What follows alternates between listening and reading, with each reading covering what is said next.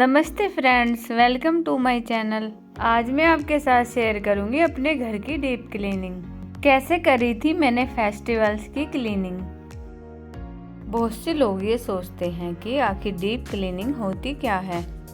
तो दोस्तों, जब हम अपने घर को अच्छे से साफ करते हैं और अपने घर को ज़्यादा से ज़्यादा बैक्टीरिया फ्री रखने की कोशिश करते हैं और घर की सभी चीज़ों को ऑर्गेनाइज करके सही ढंग से और अपनी सहूलियत के हिसाब से सेट करते हैं। मैं तो डीप क्लीनिंग में सबसे पहले अपने पर्दे धोने ही पसंद करती हूँ, क्योंकि मुझे तो ऐसा लगता है कि सबसे ज़्यादा धूल पर्दों पर ही जमा होती है।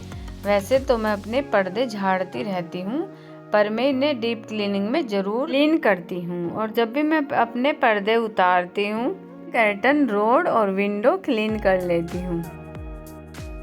आज मैं आपको बताऊंगी कि कैसे आसानी से हम घर में ही कर्टन्स वॉश कर सकते हैं।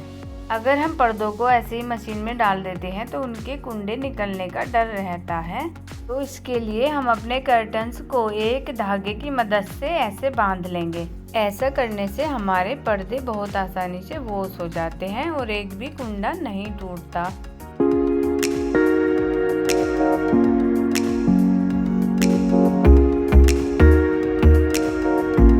दूसरे नंबर पर डीप क्लीनिंग में मैं अपने घर के सारे जाले साफ कर दूंगी और अपने घर को स्पाइडर फ्री करूंगी।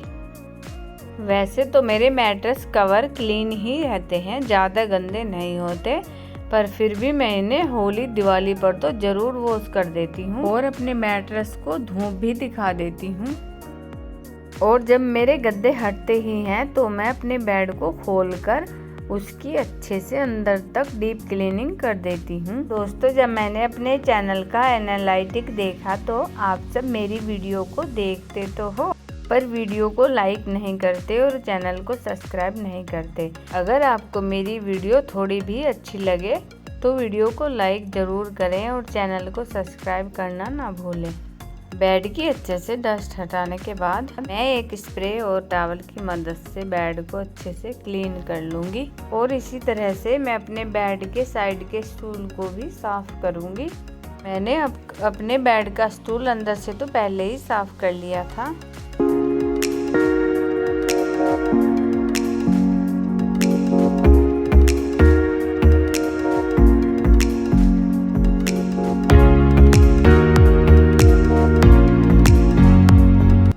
अच्छे से डीप क्लीनिंग के बाद मैंने कर्टेन्स हैंग कर दिए हैं। वास्तु के अनुसार अगर हमारा कमरा नॉर्थ के जोन में हो तो हमें वहां पर ब्लू कलर के या फिर वाइट पर्दे हैंग करने चाहिए। मैंने बेडशीट बिछा दी है और मैं अपने बेड पर हमेशा एक कंफर्टर डाल देती हूँ। अगर कोई दिन में लेटना चाहे तो उसे ठंड भी ना लगे। सर्दियों में मैं बेड साइडर जरूर रखती हूँ की मदद से अगर बाथरूम से कोई गीले पैर लेके आए तो पूरे घर में गीला नहीं होता। अब मैं इसी तरह से अपने दूसरे रूम की और बेड की डीप क्लीनिंग कर लूँगी। सबसे पहले मैं बेड में से सारे पेपर हटा लूँगी और फिर उसके बाद उसकी अच्छे से डस्टिंग करूँगी। देखिए, ऐसे डस्टिंग करने से हमारे बेड में से काफ़ी धूल निकल जाती है और स्टूल की मदद से किसी भी तरह के कोने में से अच्छे से धूल साफ हो जाती है। मैं अपने बेड में नए पेपर बिछा लूँगी। ये तो इंडियन होम का एक ट्रेडिशन होता है। ये न्यूज़पेपर एक बार ज़रूर रीयूज होते हैं। मैं अपने कपड़ों को अच्छे से ऑर्गेनाइज करके रख लूँगी। बेड डीप क्लीनिंग की फुल वीडियो मेरे चैनल पर अवेलेबल, मैं उसका लिंक डिस्क्रिप्शन बॉक्स में डाल दूँगी।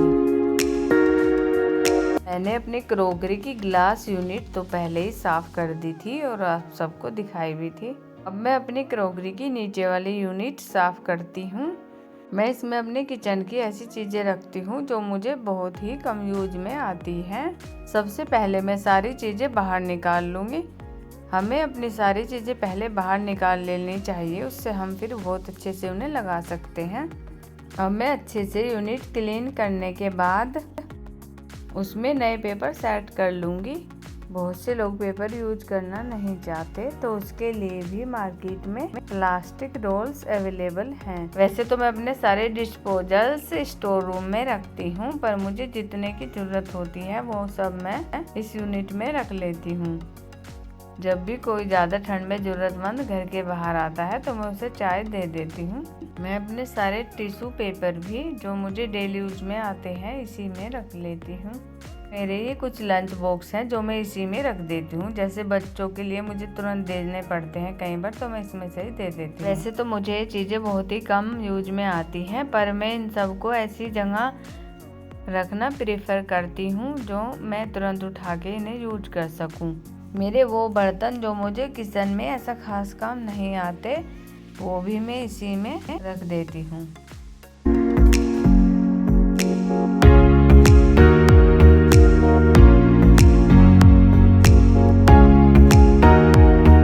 मैं अपनी विंडोज के ग्लासेस साफ करूँगी।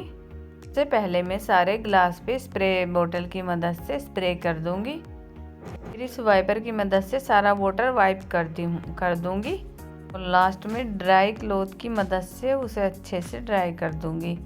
इससे हमारा टाइम भी बहुत बच जाएगा और ग्लासेज भी बहुत अच्छे से साफ़ हो जाएंगे। मैं अपनी वीडियो में कोई भी ऐड नहीं करती, अपने एक्सपीरियंस से टूल्स बताती हूँ। अब मैं अपने सारे कुशन कवर उतार लूँगी और अपने कुशन और कुशन कवर वॉश करने डाल दूँगी। कुशन्स तो मैं अपने साल में एक बार वॉश करती हूँ और कुशन कवर तो मैं अपने मंथली वॉश कर लेती हूँ।